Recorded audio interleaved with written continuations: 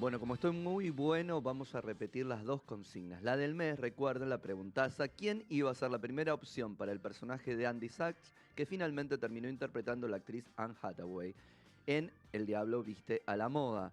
Son tres las opciones. La primera es Jennifer Garner, la segunda es Rachel McAdams y la tercera es Dakota Johnson. Recuerden que tienen todo el mes, ¿sí?, para contestar esta consigna. El ganador o la ganadora tendrá como premio un libro. El libro es La Cultura Argentina Hoy de Luis Alberto Quevedo, con cortesía, gentileza editorial Siglo XXI.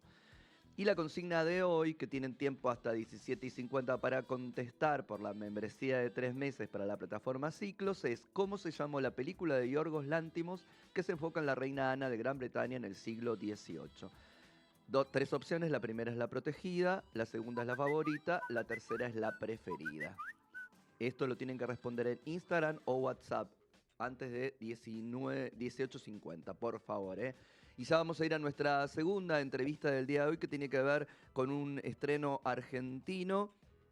Eh, es un documental, el documental se llama Lagunas, y para hablar de Lagunas tenemos conectado, ahí lo veo, a su director Federico Cardone. Federico, buenas tardes. Acá Javier Lucy desde el piso de Cinefilia. ¿Cómo estás? Hola Javier, ¿qué tal? ¿Cómo va? Bien, todo bien.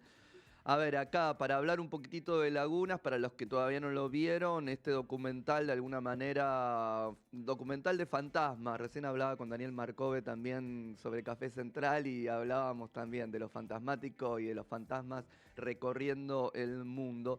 Y digo, de alguna manera, este lugar, Lagunas, que es un lugar ahora completamente árido, Liliana Bodoc yendo a unas escuelas rurales a recuperar algo del huarpe, y también esos fantasmas que recorren lo familiar tuyo, ¿no? Cines que ya no están, de alguna manera un documento para tus hijos, ese que fuiste en la infancia, todo eso mezclado es Lagunas, mucho más, es un poquitito solamente para que sepan los oyentes que no lo vieron de qué vamos a hablar este ratito.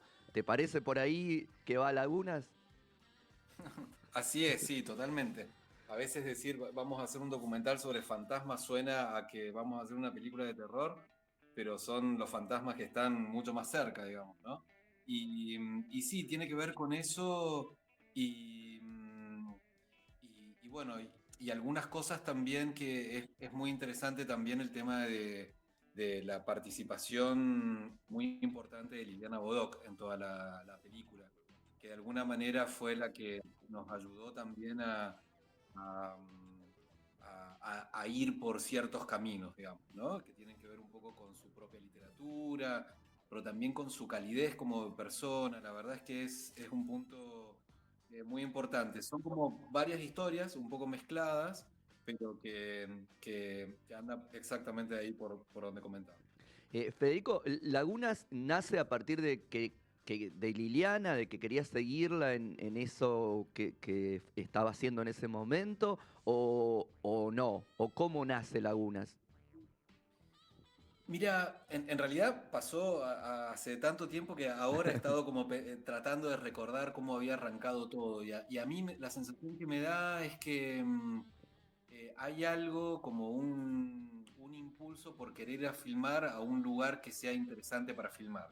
Esto es el desierto de la Valle, que fue donde está filmado. El Ujú. desierto de las lagunas de Guanacache. Sí, Es una zona que está en el norte de Mendoza. Mendoza, muy cercano al límite con San Juan, y que es verdaderamente un desierto con plantas muy bajitas y en partes solamente con arena y eran, originalmente esa era una zona con lagunas que estaban llenas de agua, y alrededor de esas lagunas vivían los huarpes.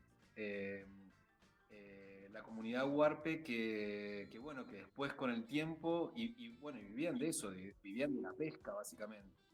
Y, y bueno, a partir del desarrollo de la ciudad y de la provincia, ya a mediados del siglo pasado, esas lagunas se fueron desviando ciertos cursos de ríos, esas lagunas se secaron y los huarpes quedaron ahí también como encima, que venían como un pueblo súper castigado, perseguido y un montón de cosas, bueno, encima todo esto, ¿no? Entonces, ¿qué quedó de esos warpes? ¿Qué quedó de esa historia? ¿Qué quedó Bueno, ahí fuimos a ver un poco qué había. O sea que es más lo que tiene que ver con el paisaje, con el lugar, con la historia. Digo, vos sos mendocino, de alguna manera todas esas cosas sí las conocías, sí las tenías. Liliana viene de otro lugar, pero se instala. Su literatura también tiene que ver con la zona, digo, desde ese lugar también supongo que se enlaza su presencia en el documental. Claro, totalmente. Ese fue como el origen, digamos, ¿no? Y a partir de ahí, que es ese lugar donde uno dice, bueno, no hay nada, eh, uno intuye que hay algo, Claro. digamos, ¿no? Entonces se empieza a meter por ahí. Y había algo como muy interesante que a mí me llamaba mucho la atención, que era que tratamos de encontrarle un montón de maneras de contarlo, pero porque es muy fuerte temáticamente, es que la lengua de los huarpes, que se llama Milkayak, es una lengua que desapareció. Ajá. Entonces, imagínate una lengua que desaparece, ¿no? Es como un idioma que desaparece. Eh, Hay algo ahí muy fuerte y me parecía que la presencia de Liliana Bodoc en este lugar donde una lengua desapareció, ella siendo escritora, nos iba a ayudar un montón, digamos, ¿no? En esa búsqueda que en parte tiene que ver con los vestigios de esa lengua, pero básicamente tiene que ver con las historias que hay ahí. Claro. Entonces Liliana con ese radar que tiene para detectar historias y para conectarse con ellas, nos parecía que había algo que era muy interesante. Y además, bueno, todo lo que resulta del mundo y la mirada Huarpe, que a mí, que trabajamos con Rubén Díaz, que es como una especie de De chamán llamán. claro, él le gusta decirse también curador Huarpe, sanador Huarpe, pero que verdaderamente, a ver, cuando uno dice chamán, uno empieza como, se empiezan a prender luces de alerta, digamos, ¿no? Es decir, que cuánto tendrá que ver con la cultura y qué sé yo, pero Rubén es una persona muy respetada por toda la comunidad de antropólogos y todos se referencian a él, particularmente porque tiene una sensibilidad y lleva, o sea, tiene lo huarpe absolutamente metido Mm. en él. Y no solamente por lo que sabe, sino por la manera de mirar. Digo, por ejemplo, él, parte de su vida cotidiana tiene que ver con los sueños, digamos, ¿no? Y con esos viajes que él hace que tiene que ver con cierta cuestión eh, vinculado a la cura, con la palabra y todo eso. Entonces, eh, como una cultura no se encuentra solamente con datos palpables y que se pueden tocar y verificar. También hay un montón de cosas que pasan por otro lado que nos ayudan mucho a entender esa cultura. Es que de alguna manera, bueno, vos lo decías, cuando desaparece el Warpe, desaparece toda una cosmovisión de mundo también, desaparece una forma de contar ese mundo, porque el lenguaje nos cuenta. Nosotros somos contados y contamos a partir de ese lenguaje, y ese lenguaje nos forma en qué es lo que vemos y cómo lo vemos, lo que se llama ideología de alguna manera. Entonces, desaparece una lengua, desaparecen un montón de cosas con esa lengua, y la palabra es creadora, digo. Vos decías, cura a través de la palabra Rubén, crea a través de la palabra Liliana. Digo, hay algo ahí de eso que si se desaparece, desaparece mucho. Una parte de un mundo desaparece. Absolutamente, es como un mundo que se apaga, digamos, ¿no? Es verdaderamente así. Sin embargo, obviamente la cultura permanece de la manera que puede permanecer, ¿no? Que no es fácil, Sí. sinceramente, porque es todo juega en contra. La, la globalización, clima, bueno, como todo ese tipo de cosas. Y sin embargo, a mí me parece que Rubén, en esta dupla que hacen con Liliana Bodoc, me parece que se llega a rescatar algo que va mucho más allá de lo meramente científico. Digamos. O sea, no es un documental que creo que uno vaya a aprender demasiado, ¿no? No es que viendo esta película vamos a saber de qué viven los Warpes, No. qué pasó, cómo, dónde, sino que tratamos de ir por un lugar un poco más emocional y ahí es donde se conecta esto que vos decías también, de este que aparentemente parece una locura y yo puedo seguir metiendo cosas que parecen más locura, como Nicolino Loche, Sí, una película de motos de los años me hacen- 70, un cine que cierra, pero me parece que tiene que ver con la mirada particularmente del narrador, que un poco soy yo, o que soy yo, eh, y un poco metido en esa historia, que no... bueno, nada, que me da la sensación que busca ese costado emocional y quizás no del saber, sino de vincularse más emocionalmente con las cosas. Totalmente, desde el lugar afectivo, digo, se pelea con un montón de cosas, decías vos, se pelea con el prejuicio, se pelea con el progreso, se pelea con la educación, se pelea con el Estado, que no abren las puertas a que de alguna manera las lenguas originarias tengan un lugar o por lo menos convivan, ¿no? Digo, desde ese lugar es para qué vas a seguir sosteniendo eso y lo que dejás de sostener es un montón de cosas, no solo una lengua. Entonces, desde ese lugar me parece que lo que contás es algo que puede estar perdiéndose en otros lugares o sea, se ha perdido en otros lugares también, digo, de nuestro país, ¿no? Sí, me imagino, no soy un conocedor del tema, pero me da la sensación que no debe ser el único caso en que una cultura está en una situación tan difícil como para poder mantenerse y sostenerse. Pero a mí hay algo que me pareció como muy interesante y que a mí me gustaba mucho, y probablemente volviendo a la primera pregunta tuya, ¿cuál fue la motivación? A mí hay algo que tiene que ver con una mirada un poco de la ciudad o occidental, o vaya a saber qué, que uno un poco eh, se cansa y trata de ver dónde puede haber una mirada distinta a la propia, ¿no? Y me parece que la cultura huarpe tiene ese imán y esa atracción. Y a nosotros nos pasaba que en el primer momento, cuando arrancamos, o sea, ni bien llegamos, o sea, estábamos arriba de la combi que nos llevaba para allá y de repente vimos una escena que estaban en el medio de la plaza y bueno, todos mirando para arriba para ver si lo que estaba sucediendo en el cielo eran ovnis o no. Y a mí no me pasó nunca eso, entonces dije, uy, que estamos llegando al lugar justo para filmar algo que esperemos que nos salga bien, porque ni siquiera haber llegado y ver esa escena que está, la escena Que en el está, documental, sí.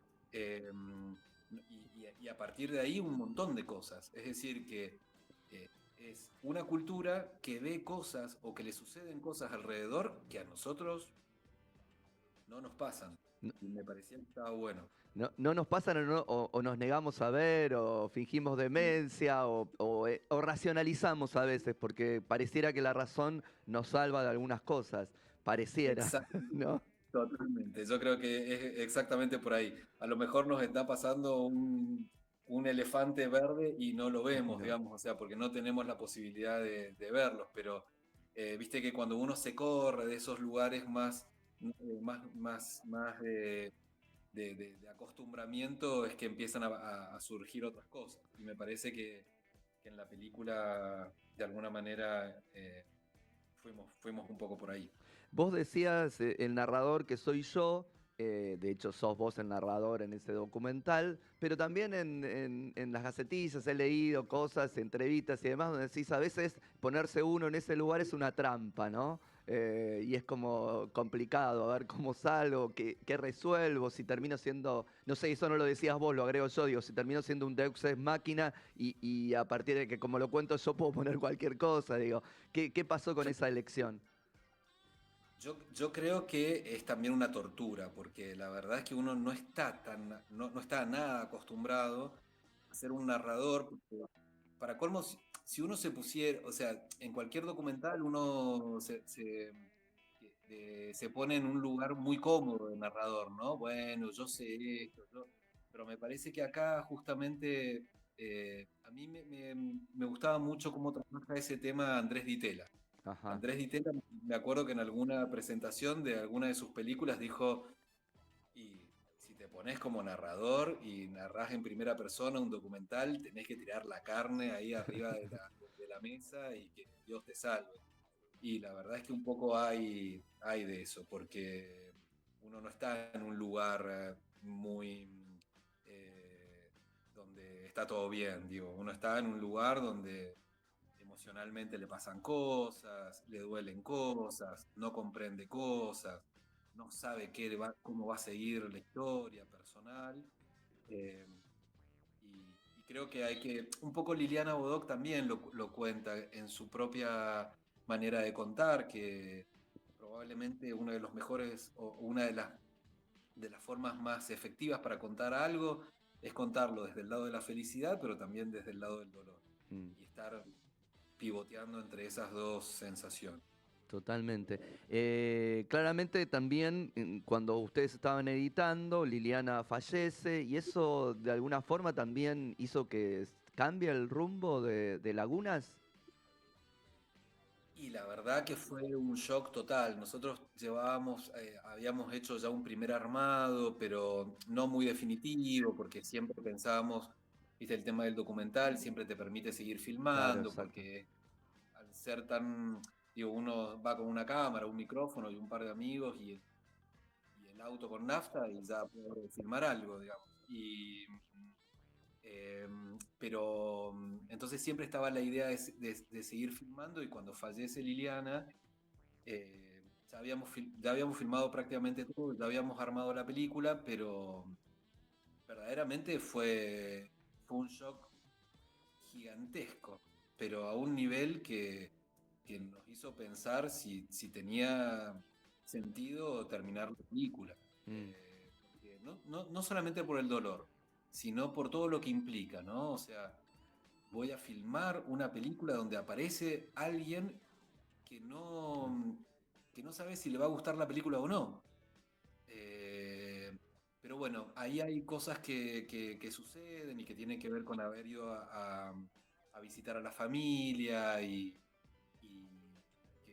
que nos dio verdaderamente quizás hasta la responsabilidad, no sé si la responsabilidad, pero la sensación de que la película había que Claro. terminarla justamente porque Liliana no estaba y era como una especie en algún punto de legado. Y cuando presentamos la película ahora, la hicimos con sus hijos y creo que el círculo Sí, se terminó cerrando porque ellos estaban muy felices de ver a su madre. También fueron los nietos de Liliana y fue como un poco una celebración también. claro. Ahí está la permanencia en la ausencia, ¿no? Que el cine de eso sabe un montón.